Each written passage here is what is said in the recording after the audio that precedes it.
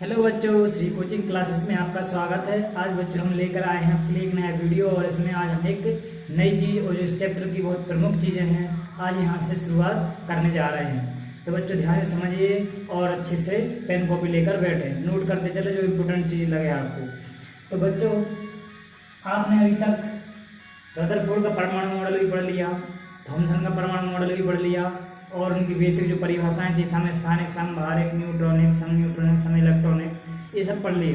बच्चों आज हम अब ये जानेंगे कि जो इलेक्ट्रॉन यहाँ चक्कर लगाते हैं वो रहता किस घर में है, कैसे घरों में वो रहता है, कितने कमरे होते हैं और उन कमरों में एक कमरे में अधिकतम कितने रह सकते हैं, ये सब चैप्टर में आज जानेंगे।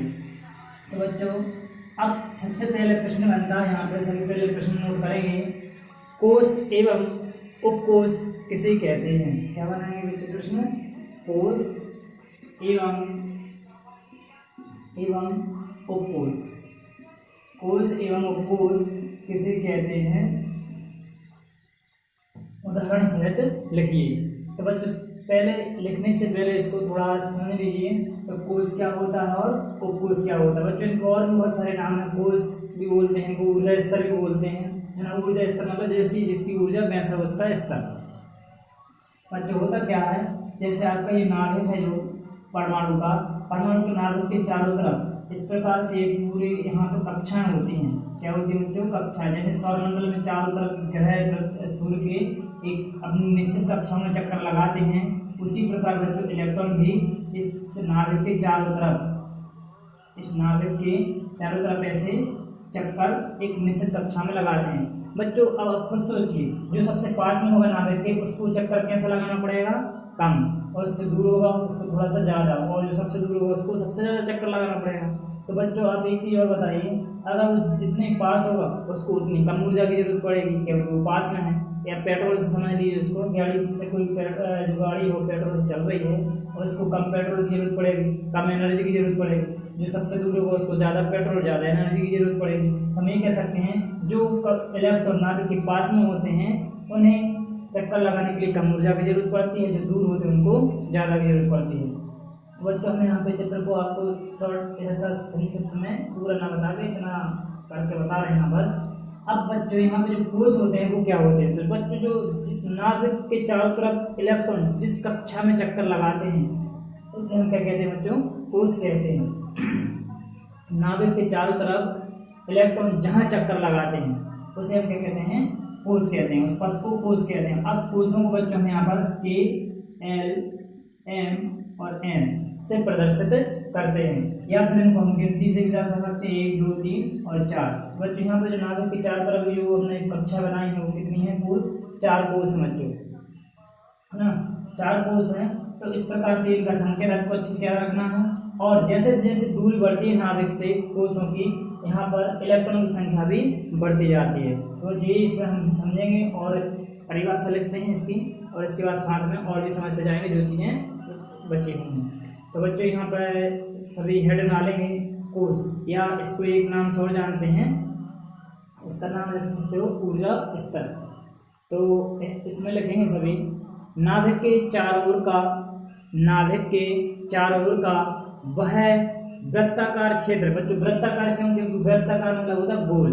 तो वह वृत्ताकार क्षेत्र जहां इलेक्ट्रॉन अपनी ऊर्जा के अनुसार चक्कर लगाते हैं, बच्चों यहाँ पर ऊर्जा के अनुसार चक्कर से मतलब अभी हमने जो बताया आपको, जैसे जिसकी ऊर्जा वैसे वो चक्कर लगाते हैं। जैसे कि किसी की कम ऊर्जा तो छोटा चक्कर लगाएगा, ज़्यादा ऊर्जा तो वो बड़ा चक्कर लगाएगा। इस प्रकार से उनको ऊर्जा लगाते हैं। इन्हें कोश कक्ष या ऊर्जा स्तर कहते हैं। और इन्हें कॉमा लगा लिखना बच्चों K, L, M एवं N या 1, 2, 3, 4 से प्रदर्शित करते हैं। इतना लिखने के बाद बच्चों लाइन चेंज करेंगे और लिखेंगे नाभिक से दूरी बढ़ने के साथ साथ प्रत्येक कोश में इलेक्ट्रॉन की संख्या भी भिन्न भिन्न होती है। बच्चों जैसे नाभिक से दूरी बढ़ती है या नाभिक के जो कोश होते हैं उनमें जो कोश हैं और हर कोश में जैसे K है तो उसमें इलेक्ट्रॉन की संख्या अलग होगी, इसमें अलग होगी, इसमें अलग होगी और इसमें अलग होगी। तो इस प्रकार से नाभिक से दूरी बढ़ने के साथ साथ कोशों में जो संख्या है इलेक्ट्रॉनों की वो भी कैसी होती है बच्चों, भिन्न भिन्न होती है।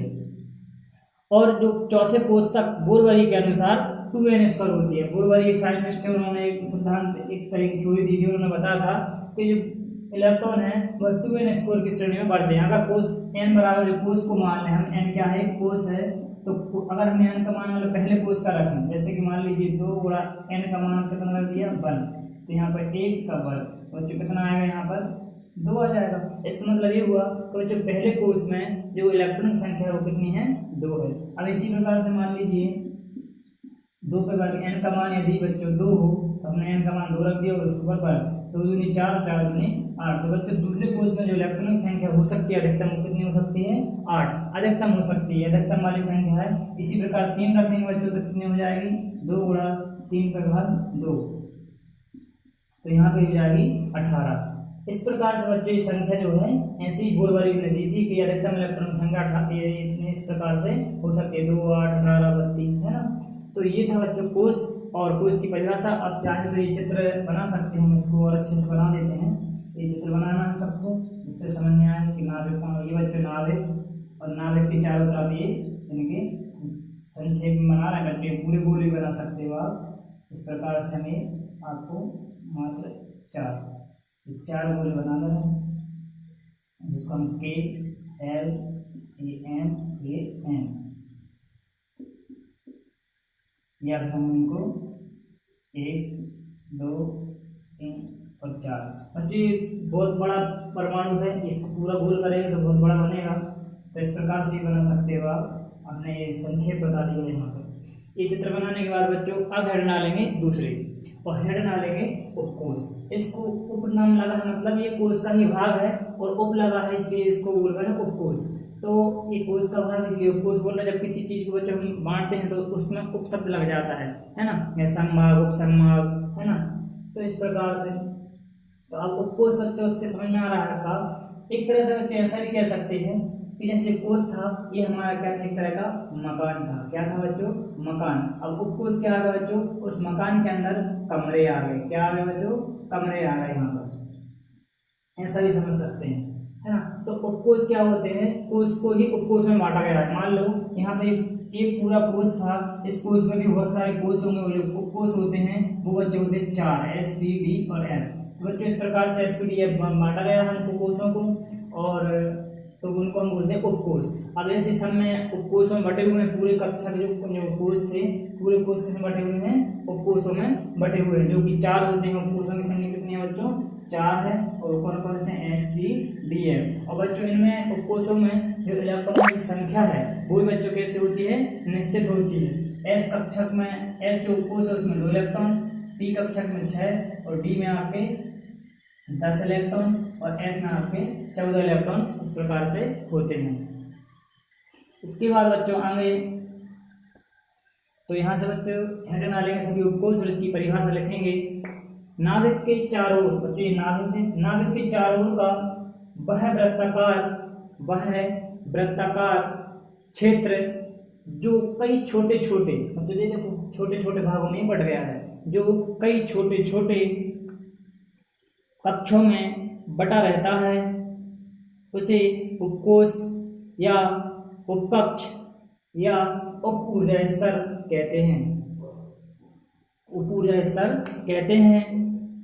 अभी तक ज्ञात उपकोषों की संख्या 4, कोष्टक में लिख देना बच्चों ये S, P, D, F, कोष्टक बंद करके लिखेंगे है। तो अभी तक जितने भी जो उपकोष हैं ज्ञात है कितने हैं, 4 हैं। जो और भी चल रही है सर्च इन पर, तो आगे जाके GH ऐसे आते जाएंगे, और आप देख रहे हो बच्चों इनमें अंतर कितने का, 4 का, 2 के बाद 10, 2 के बाद 6, 6 के बाद 10, 10 के बाद 14, 14 के बाद कितना 18, 18 के बाद, जो इस प्रकार से ये बढ़ता जाएगा और कोषों की संख्या आगे बढ़ती जाएगी। लेकिन हमें 11वीं 12वीं तक में बच्चों ये 4 कोषों के बारे में पढ़ना है, और ये इसमें पूरी केमिस्ट्री आपकी हो जाएगी। तो अभी तक ज्ञात उपकोषों की संख्या 4 S, P, D, F है, जिनमें अधिकतम इलेक्ट्रॉनों की संख्या क्रमशः कितनी है बच्चों, अभी बताया हमने। S में कितनी होती है, तो क्रमशः लिखेंगे 2, 6, 10 एवं 14 है। इतना लिखेंगे। और इसके बाद बच्चों फिर इसके बाद नेक्स्ट प्रश्न की तरफ बढ़ते हैं हम और नेक्स्ट प्रश्न लिखेंगे। तो बच्चों प्रश्न लिखेंगे सभी कक्षक, कक्षक इस प्रकार से लिखेंगे कक्षक, और कोष्टक में इसका इंग्लिश नेम भी लिख सकते हो बच्चों, इंग्लिश नेम दिया जाता है कभी कभी हिंदी में ऐसा, कक्षक एवं ऑर्बिटल या कक्षक या ऑर्बिटल किसे कहते हैं। देखिए प्रश्न कक्षक एवं या कक्षक या ऑर्बिटल किसे कहते हैं, उदाहरण सहित लिखिए बच्चों। ये बहुत इंपॉर्टेंट है और इसमें से कक्ष और कक्षक में बच्चों इसको कक्ष बोलते हैं और ये कक्षक है, इन दोनों में अंतर आते हैं पूछने के लिए, तो आपको अंतर भी लिखवाएंगे हम। पहले आप कक्षक को समझिए। अब बच्चों इनको समझने के लिए थोड़ा सा आप लिंक कर लीजिए एक कॉलोनी के बारे में। कॉलोनी जानते हैं आप सभी? कॉलोनी मतलब कोई जो एक निश्चित कॉलोनी रहती है, जैसे प्लांटिंग मिलाटिंग होती, प्लांट काटते हैं, प्लांट तो कहते हैं उस कॉलोनी में इतने प्लांट हैं, मकान है, या इस प्रकार से। तो ये मान लीजिए आपका अगर कोई कॉलोनी है, क्या है ये बच्चों कॉलोनी है, कि उस कॉलोनी में इतने, अब बच्चे कोस के बाद जो कोस आया था तो कोस आपका हम कह सकते हैं कोस कॉलोनी में मकान कितने हैं, है ना। तो मकान कितने हैं बच्चों, मकान को आपको लिंक करना है कोस से और कॉलोनी किससे, कोस से। एक कॉलोनी है और उस कॉलोनी को में क्या होते हैं मकान, तो मकान हो गया। अब मकान में भी क्या होते हैं बच्चों, कमरे, तो कितने कमरे हैं, तो उसको हम लिंक कर सकते हैं बच्चों कक्षक से। तो इस प्रकार से आप ये समझ जाओगे। तो ये बच्चों यहाँ पे कक्षक लिखेंगे, और कोस में क्या होते हैं कक्षक, और कक्षक क्या कह सकते हैं हम, कमरे।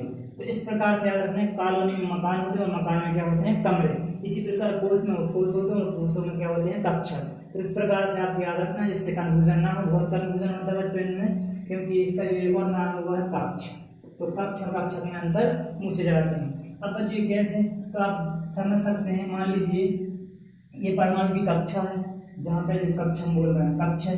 अब इसको हम कह सकते हैं, इसमें हमने 4 उपकोष में बांट दिया। 4 उपकोष कौन कौन से होते हैं बच्चे, एस, और ये पी उपकोष है, और डी में बच्चों 5 कॉलम होते हैं, वो भी बताएंगे कैसे होते हैं। तो 5 ये हो गया डी, और एक और एफ होता है बच्चों, उसमें होते हैं 7, 1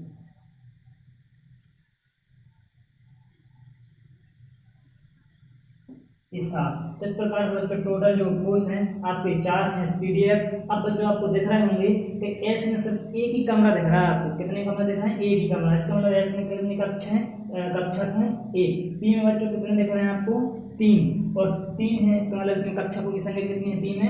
पी में कक्षकों की संख्या 3 है, एस में 1 है, और डी में आपकी कितनी दिख रही है, 5, और एफ में 7। तो ये कक्षकों की संख्या बच्चों। तो ये खंड दिख रहे हैं आपको, उतने कमरे हैं। अब बच्चों यहाँ पे एक चीज और आती है, तो यहाँ पे कमरे हैं, तो एक कमरे में कितने रह सकते हैं। अब यहाँ पे बच्चों आज भी नहीं, यहाँ पे इलेक्ट्रॉन की बात चल रही है, अपन केमिस्ट्री पढ़ रहे हैं। यहाँ पे इलेक्ट्रॉन कितने रह सकते हैं एक कमरे में अधिकतम, तो एक कमरे में यहाँ पे नियम है, एक कमरे में अधिकतम 2 ही रह सकते हैं, 2 इलेक्ट्रॉन। एक रह सकता है, 2 रह सकते, लेकिन 2 से ज्यादा नहीं रह सकते। तो आपको अब खुद समझ में आ जाएगा बच्चों कि एस में अधिकतम इलेक्ट्रॉन की संख्या कितनी होती होगी। एस में अधिकतम इलेक्ट्रॉन की संख्या 2, जो हम अभी लिख चुके हैं। पी में बच्चों 3 कक्षा है, 3 का ये कमरे हैं, तो 3 कमरों में बच्चों कितने इलेक्ट्रॉन आएंगे, 6।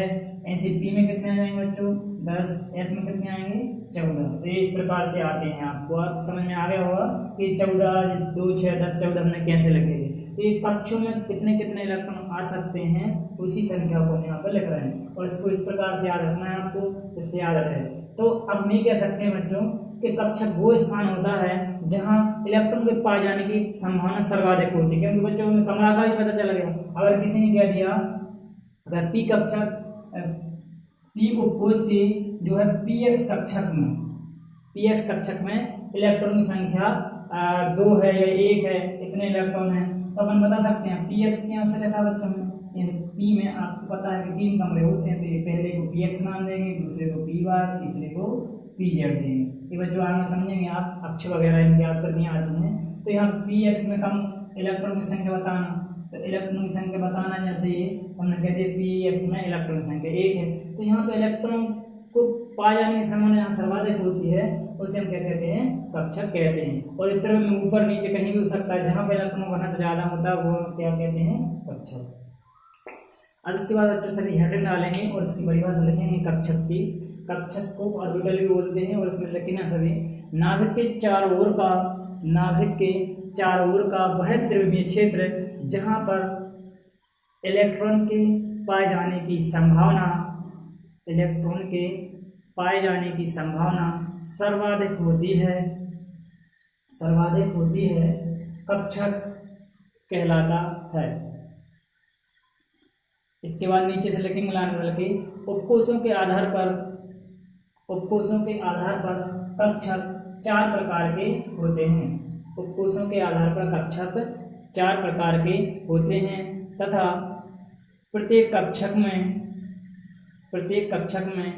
विपरीत चक्रण के प्रत्येक कक्षक में बच्चों एक कक्षक है, अगर एक कक्षक तो इस कक्षक में विपरीत चक्रण के अधिकतम 2 इलेक्ट्रॉन। विपरीत चक्रण कैसा बच्चों? विपरीत मतलब इसका अगर मुंह इस तरफ व्यतीत था तो ये आधा बताया या सही बता सकते हो।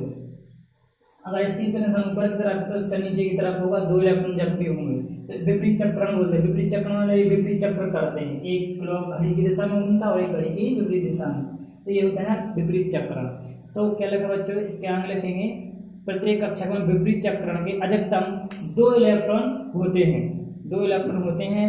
एक्स कक्षक के अलावा सभी कक्षक भिन्न भिन्न आकार के होते हैं। बच्चों एस कक्षक अकेला जो है एक गोल आकार का होता है, बाकी सभी कक्षक जो है किसी न किसी आकार के होते हैं और उनमें एक निश्चित दिशा भी होती है। बच्चों गोल आकार की कोई दिशा नहीं है, किसी दिशा में नहीं, लेकिन जो पी कक्षक है, बी कक्षक है, एफ कक्षक है, इनकी एक दिशा भी होती है, इनका एक आकार भी होता है जो डमरू आकार के होते हैं। यहाँ में पढ़ेंगे इसको तो सभी लिखेंगे भिन्न भिन्न आकार के होते हैं। अब इसके बाद उदाहरण लिखेंगे बच्चे सभी। उदाहरण कक्षकों के लिए क्या होगा तो लिखेंगे इसमें जैसे एस उपकोष में कक्षकों की संख्या 1, पी में 3 कोमल आगम चलना, डी में 5 एवं एफ में 7 है। बच्चों ये एफ जो है स्मॉल है, जितने भी कक्षकों के ये नाम लिखते हैं एसपीडी है बच्चों, ये सभी लेटर कैसे हैं? स्मॉल है। तो आपको हमेशा याद रखना कि स्मॉल लेटर में ही बनाना है। एस में 1, पी में 3, डी में 5 एवं एफ में 7 होती है। तो बच्चों ये थे कक्ष, कोष, उपकोष और कक्ष की परिभाषाएं, इनको आप समझ गए होंगे। अब इसके बाद बच्चों हम पढ़ते हैं कक्ष और कक्षक में अंतर। ये बच्चों बहुत इंपॉर्टेंट है, आपको बहुत अच्छे से याद कर लेना है। ये पेपरों में कई बार पूछा जा चुका है कक्ष और कक्षक में अंतर। बच्चों एक चीज और बता दें, ये कक्षक और कोष में सब में कन्फ्यूजन रहता है, कौन सी चीज कोष होती है, कौन सी कक्षक होती है, इसलिए अच्छे से समझना। इसको आप रिवाइज कर करके रिपीट कर करके आप 1-2 बार देख लेना। समझ में ना आए तो फिर हमसे कमेंट करके पूछना। जैसे भी आप जिस साधन का भी उपयोग करें, कॉल से ही पूछ सकते हैं, मैसेज से ही पूछ सकते हैं और आप बता सकते हैं कि सर ये चीज़ समझ में नहीं आई। तो आप सही बच्चे प्रश्न बना लेंगे। कक्ष एवं कक्षक में अंतर लिखिए। कक्ष एवं कक्षक में अंतर लिखिए। तो बच्चों कक्ष को हमने आपको बताया है और वीडियो बोलते हैं, तो एक तरफ हेड बना लेंगे सभी कक्ष और कोष्ठक हम यहाँ पे लिख दे रहे हैं ऑर्बिट। इंग्लिश शब्द है बच्चों, लेकिन ऐसे हिंदी लिख के पूछ लेते हैं और यहाँ पे लिख देंगे बच्चों कक्षक।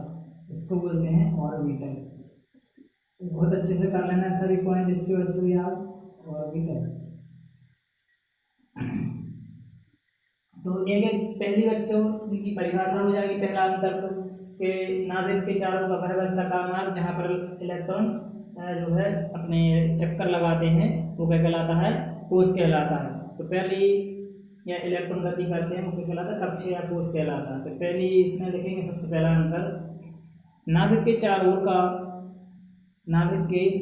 ओर का वह वृत्ताकार मार्ग। वृत्ताकार मतलब ये नाभिक है, इसके चारों का ये वृत्ताकार जो मार्ग होता है, नाभिक के चारों का वह वृत्ताकार मार्ग जहाँ इलेक्ट्रॉन गति करता है या चक्कर लगाता है, कक्ष या कोष कहलाता है। ये हो गई बच्चों पहला पॉइंट कक्ष का या कोष का। इसके बाद बच्चों लिखेंगे कक्षक में। तो अभी जो परिभाषा हमने लिखी थी कक्षक की वो इसमें लिख देंगे। नाभिक के चारों ओर का वह त्रिविमीय क्षेत्र। बच्चों इसमें त्रिविमीय शब्द जुड़ा है। त्रिविमीय का मतलब होता है जो तीनों विमाओं में चक्कर लगा सके। तीनों विमाओं ऊपर नीचे, एक्स अक्ष, वाई अक्ष, जेड अक्ष, जानते होंगे आप लोग। तो त्रिविमीय अक्ष मतलब तीनों दिशा में जो आपके पाए जाने की संभावना होती है वो वाले त्रिविमीय कहलाता है। मतलब वो त्रिविमीय होता है। तो लिखेंगे इसमें नाभिक के चारों ओर का वह त्रिविमीय क्षेत्र जहाँ इलेक्ट्रॉन के पाए जाने की संभावना सर्वाधिक होती है कक्षक कहलाता है।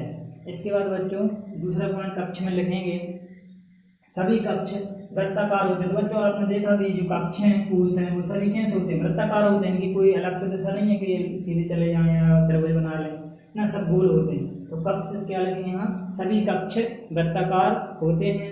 और इसमें लिखेंगे बच्चों कक्षक में इस कक्षक के अलावा शेष सभी कक्षक भिन्न भिन्न आकार के होते हैं। इस कक्षक के अलावा शेष सभी कक्षक भिन्न भिन्न आकार के होते हैं। बच्चों इस कक्षक का आकार के गोल होता है, बाकी जो कक्षक हैं पी कक्षक वगैरह उनके आकार डम्बुकार या डम्बलाकार होते हैं। जो डम्बल जो जिम में जो डम्बल होते हैं वो जिम कसरत करने वाले वो ऐसे करते हैं, आपने देखो होंगे टीवी में, तो वो डम्बलाकार भी बोल देते हैं और या फिर डमरू आकार भी बोल देते हैं, क्योंकि शंकर जी के जो डमरू होता है उसके जैसे होते हैं लगभग, तो इसको हम डमरू आकार बोलते हैं। तो ये बच्चों इनके आकार जो आकार है वो भिन्न भिन्न होते हैं। अब इसके बाद तीसरा पॉइंट लिखना बच्चों कक्ष में किसी कक्षा में अधिकतम इलेक्ट्रॉनों की संख्या, किसी कक्ष में अधिकतम इलेक्ट्रॉनों की संख्या 2n² हो सकती है। ये किसने दिया था, बोरवरे ने कहा था कि अधिकतम इलेक्ट्रॉनों की संख्या 2n² हो सकती है एक कक्ष में, है ना। तो ये लिख देना किसी कक्षा में अधिकतम इलेक्ट्रॉनों की संख्या 2n² होती है। और इसमें लिखेंगे बच्चों कक्षक में किसी भी कक्षक में अधिकतम इलेक्ट्रॉनों की संख्या, अभी आपने देखा एक कक्षक है मान लीजिए, तो इसमें कितनी होती है अधिकतम इलेक्ट्रॉनों की संख्या एक कमरे में 2, तो यहाँ पर लिख देंगे इसमें सभी लिखेंगे किसी भी कक्षक में अधिकतम इलेक्ट्रॉनों की संख्या 2 होती है। इसके बाद बच्चों चौथा पॉइंट लिखेंगे इसमें कक्ष दिशात्मक प्रकृति प्रदर्शित नहीं करते, या ये कह सकते हैं कक्ष अदिशात्मक होते हैं। ये पॉइंट लिख सकते हो छोटा सा, कक्ष अदिशात्मक होते हैं। अदिशात्मक मतलब जो दिशा इनकी निश्चित ना हो। अब बच्चों आप बताइए अगर कोई चीज गोल आकार में इस प्रकार से घूम रही तो कोई बता सकता है ये कौन सी दिशा में जा रहा है, वो तो गोल गोल घूम रहा है, तो ये दिशा निश्चित नहीं है, इधर जाता कहीं सीधा जाता, तो हम बता सकते हैं दिशा, गोल का कोई दिशा नहीं है, इसलिए इसको हम कह सकते हैं कक्ष अदिशात्मक प्रकृति के होते हैं बच्चों। लेकिन इसमें जो है निश्चित होता है कि कौन सी दिशा में, है ना। सब एस कक्षक गोल होता है इसलिए उसकी नहीं बता सकते, बाकी सभी कक्षक कैसे होते हैं दिशात्मक। तो इसका पॉइंट लिखेंगे कक्षक का एस कक्षक को छोड़कर सभी कक्षक दिशात्मक प्रकृति के होते हैं। कैसे होते हैं, दिशात्मक प्रकृति के होते हैं। और इसके बाद लास्ट वर्ड लिखेंगे 5वां, ज़्यादा अंतर नहीं आते बच्चों, 4 अंक तक मुझे याद है लेकिन एक एक्स्ट्रा 5 लिख लीजिएगा। और उसमें लिखना कक्ष की अवधारणा बोर ने दी थी। बोर साइंटिस्ट थे बच्चों, तो कक्ष की जो अवधारणा थी जो उन्होंने बताया था वो कौन थे, बोर। कक्ष की अवधारणा बोर ने दी थी। तो जो कक्षक है बच्चों इसका लिखना कक्षक की अवधारणा तरंग सिद्धांत पर आधारित है। एक सिद्धांत है तरंग नाम से, तो उस सिद्धांत पर आधारित ही तो ये बनाएंगे देखेंगे। तो बच्चों आज का जो वीडियो लेक्चर है बच्चों यहीं पर समाप्त करते हैं। इस अंतर को आपको बहुत अच्छे से याद कर लेना है, इसको हम आपसे कभी भी पूछ सकते हैं। तो बच्चों आज का वीडियो लेक्चर यहीं समाप्त करते हैं।